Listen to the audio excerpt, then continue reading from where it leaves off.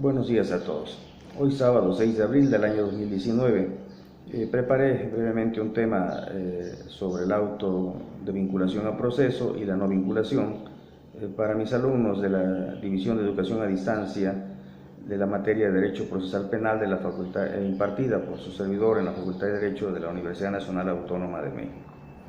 Brevemente, ¿cuáles son los requisitos que se debe de reunir por parte del agente del Ministerio Público para que los ponga en conocimiento de un juez de control y poder lograr la vinculación a proceso de una persona que es señalada como imputado por el agente del Ministerio Público en una audiencia inicial?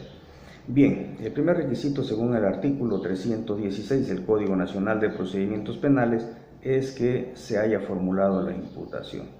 Recordemos que la imputación puede formularse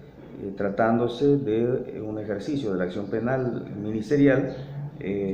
con detenido y sin detenido. Es decir, que si el agente del Ministerio Público ejercitó acción penal con detenido, sería el segundo acto procesal, porque el primero es el control legal de la detención y el segundo sería la formulación de la imputación. Si es sin detenido, evidentemente que la formulación de la imputación sería el primer acto procesal,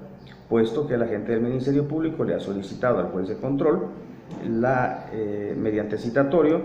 que el imputado comparezca ante la presencia del juzgador a fin de que es decir, el agente del Ministerio Público le pueda formular la imputación correspondiente. Entonces ahí la importancia de este primer requisito, que se haya formulado la imputación.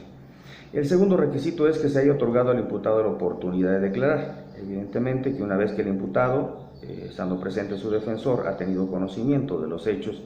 que le imputa el agente del Ministerio Público, pues es una primera oportunidad que tiene de declarar, y ahí el juez le debe de hacer saber este derecho que tiene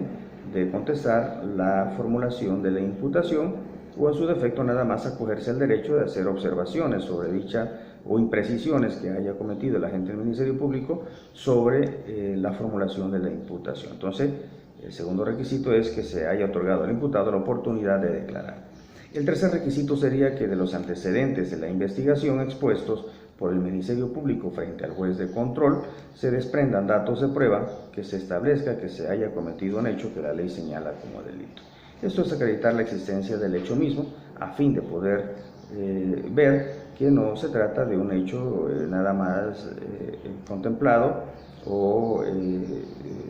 visto desde un punto de vista subjetivo por parte de la víctima ofendida, y que el agente del Ministerio Público, como un acto de mala fe, pues lo haya traducido en un hecho real. Entonces hay que acreditar la existencia del hecho que haya existido en el mundo de la realidad, a efecto de que sea expuesto así ante el juez de control.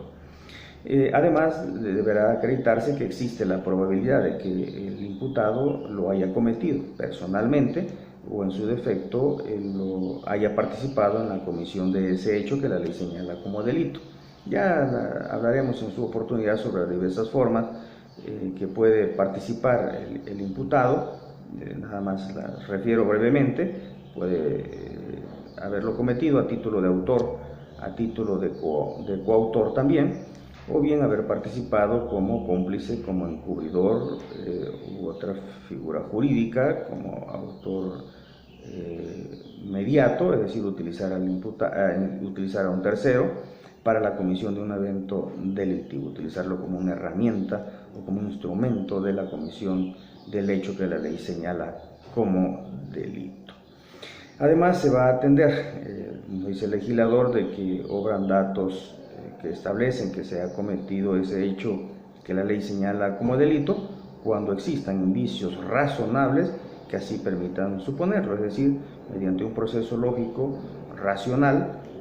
objetivo, el juez de control deberá emplear métodos deductivo o inductivo, lógico, jurídico y otros más, en forma armónica, valorizando todos estos datos de prueba a fin de que este proceso cognitivo racional le permita establecer que esos indicios pues evidentemente provienen de un hecho no inventado, sino que aconteció en la realidad, y que por haberlo cometido o por haber participado el imputado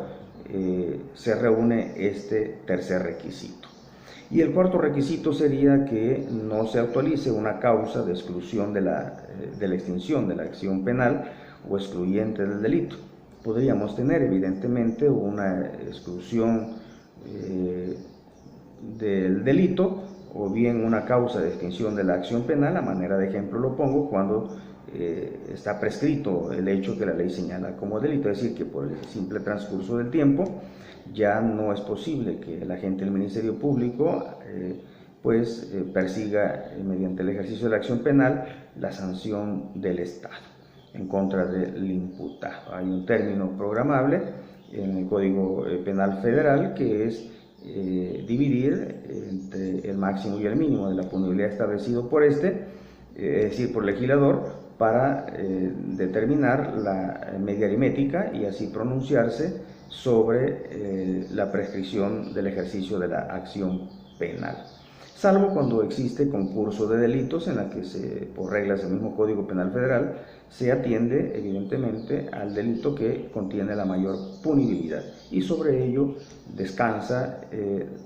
la figura jurídica procesal de la prescripción. Entonces la prescripción puede dar motivo a que no se vincule a proceso al imputado. Otra es evidentemente el caso extremo de que el imputado haya fallecido, situación que evidentemente no debería de motivar a la celebración de la audiencia inicial, pero pudiera darse el caso extremo en que el agente del Ministerio Público, la víctima o el ofendido, pues no hayan sabido antes de la noticia y precisamente se enteren en ese momento o unos momentos antes de la celebración de la audiencia y aprovechen el acto procesal de la audiencia inicial para poderlo hacer saber al juez y de esta manera actualizarse otra causal para no dictar el auto de vinculación a proceso. Sobre una causa de exclusión del delito podríamos pensar en este momento en la defensa legítima, es decir, que la defensa legítima como un acto de justificación contrario a la antijuridicidad pudiera dar motivo también a un no dictado del auto de vinculación a proceso, en virtud de que la defensa legítima como causa de justificación del delito es el aspecto negativo de la antijuridicidad, es decir, como un acto contrario a derecho, pero en este caso la defensa legítima está debidamente justificada en el propio Código Penal Federal y que sería motivo de otro breve análisis en este sentido. ¿Cuáles son los efectos que va a tener el dictar un auto de vinculación a proceso si se reúnen estos cuatro requisitos antes mencionados? Pues el que se deberá seguir precisamente el proceso por él o los delitos que haya dictado el juez de control. Sin embargo, hay que tener en cuenta que el agente del Ministerio Público puede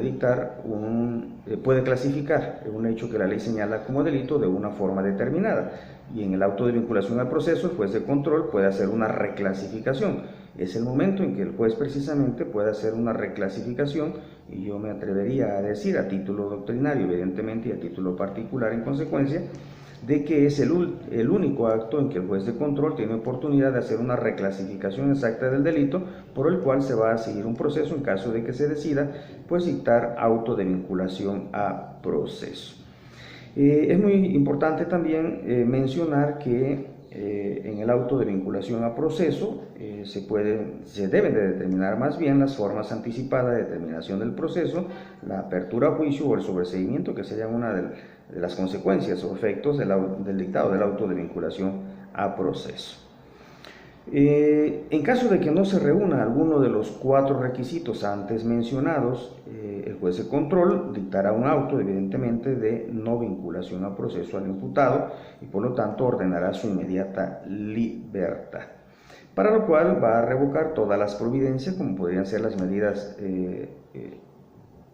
cautelares que se hayan dictado en este sentido en contra del imputado. ¿Por qué? Porque no existiría razón de ser de tener vigente una medida cautelar si no va a ser vinculado a proceso. El auto de vinculación a proceso no es ningún impedimento para el agente del Ministerio Público para profundizar sobre la investigación de los hechos y volver a solicitar una audiencia inicial en contra del imputado para que le formule la imputación correspondiente y se pueda ahora sí lograr la vinculación a proceso. Es muy importante señalar en este mismo tenor de que todas las actuaciones que se hayan considerado como datos de prueba en la carpeta de investigación del agente del Ministerio Público y que hayan sido expuestas frente al juez de control en la audiencia inicial para lograr dictar un auto de vinculación a proceso por parte del juez de control, no van a tener ningún valor probatorio para los efectos de dictar una sentencia condenatoria. Es decir, que todo lo que se haya actuado, tanto en la etapa de investigación como algún dato que se haya suministrado en la etapa intermedia, tiene ningún valor para ser considerado por el Tribunal de Enjuiciamiento en la etapa de juicio oral. Recordemos que el sistema penal acusatorio se divide en tres etapas: la etapa de investigación, que tiene sus dos fases, que ya hemos referido en otros videos; la etapa intermedia, que se destina exclusivamente para el ofrecimiento y desahogo y la formulación del únicamente nada más el ofrecimiento de los datos de prueba que se van a introducir a través de los medios de prueba, y entonces se ofrecen los medios de prueba ante el juez de control a fin de que éste los pueda admitir o rechazar y depurar el procedimiento, es decir, hacer a un lado aquellos datos de prueba y aquellos medios que se hayan obtenido ilícitamente. Entonces, esta depuración la vamos a conocer a través de dos fases también. En la etapa intermedia, que es la fase escrita, donde el Ministerio Público le hace saber a través de la formulación de la acusación hechos concretos, precisos al imputado, para que éste tenga la oportunidad de recabar también sus medios de pruebas y ofrecerlo. En esta primera fase escrita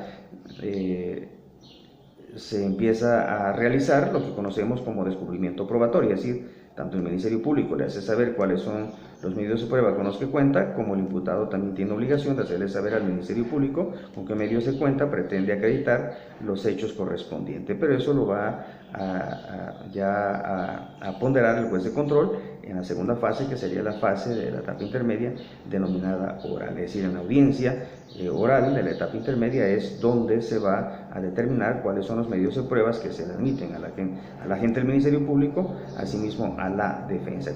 cuáles son aquellos que van a quedar excluidos por haberse obtenido de forma ilícita o contienen algún tipo de objeción por parte de alguna de las partes debidamente fundado y motivado ante el juez de control. De ahí que todos estos datos de prueba y medios que se pudieran obtener tanto de la etapa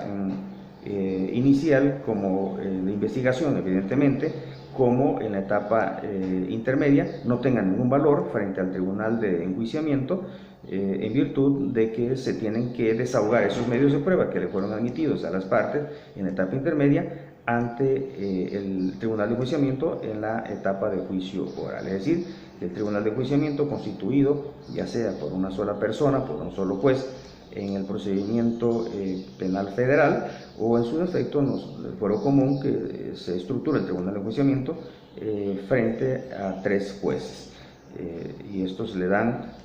vida al Tribunal de Enjuiciamiento. Por tanto, todos los medios de prueba deben desahogarse ante este Tribunal de Enjuiciamiento, ser apreciados a través de su sentido para que los valoricen y darle ya la categoría o la calidad de prueba, es decir, de aquellos datos que fueron suministrados a través de las etapas correspondientes, que se ofertaron a través de los medios de prueba que fueron admitidos y debidamente desahogados siguiendo las formalidades del debido proceso frente al Tribunal de Enjuiciamiento. Van a tener ese grado de certeza que le infunde la confianza al Tribunal de Enjuiciamiento de que estos hechos acontecieron de la forma en que quedaron demostrados frente a su presencia. Bien, seguiremos hablando otros temas de importancia necesaria para entender mejor estos temas que forman parte del programa de estudio de la materia de Derecho Procesal Penal. Sigan gozando ustedes de su sábado. Hasta luego.